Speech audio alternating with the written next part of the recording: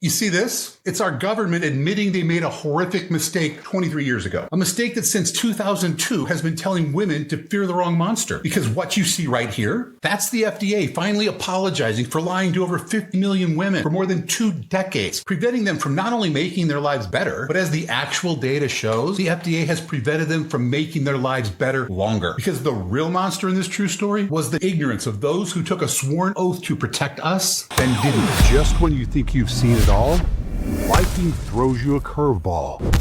Holy shit! I did not see that coming.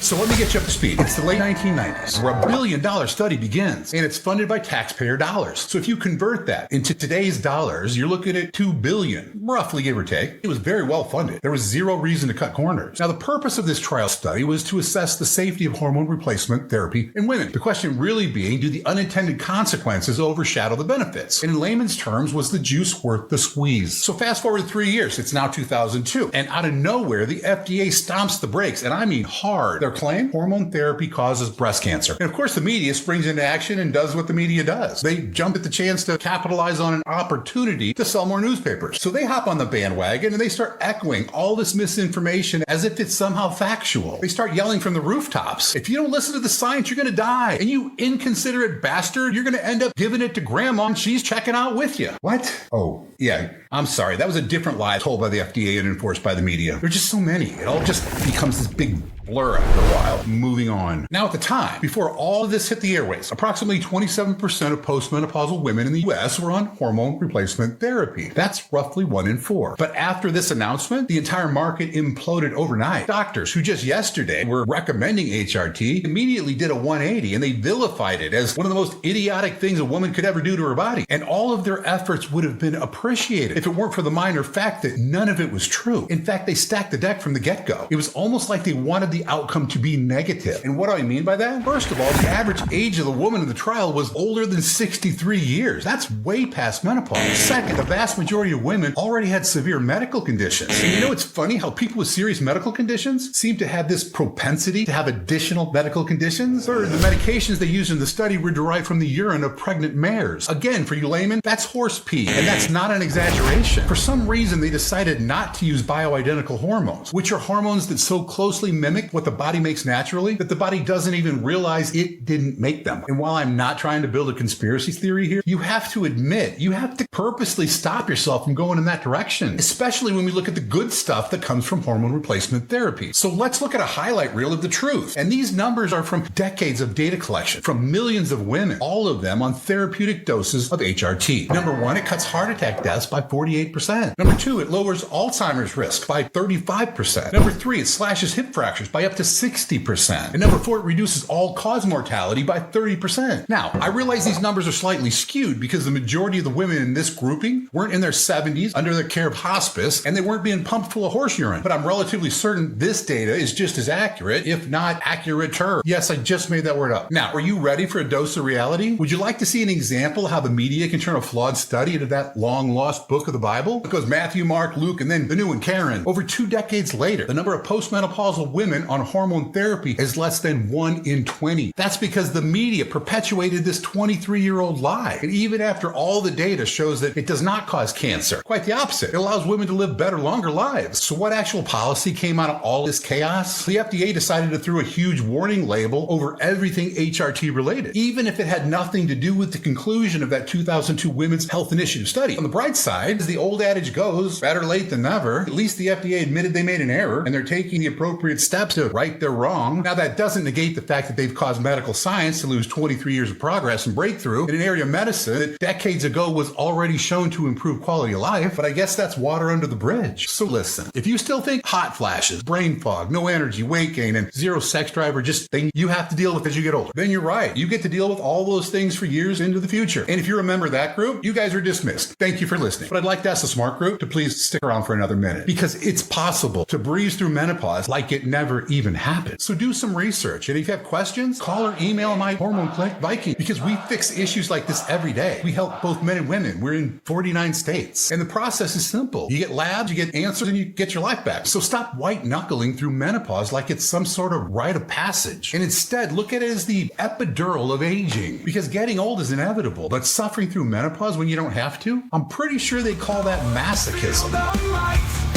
With Viking you can win this fight. Follow us, your guiding light. Vikings here to make it right. Through to make it right.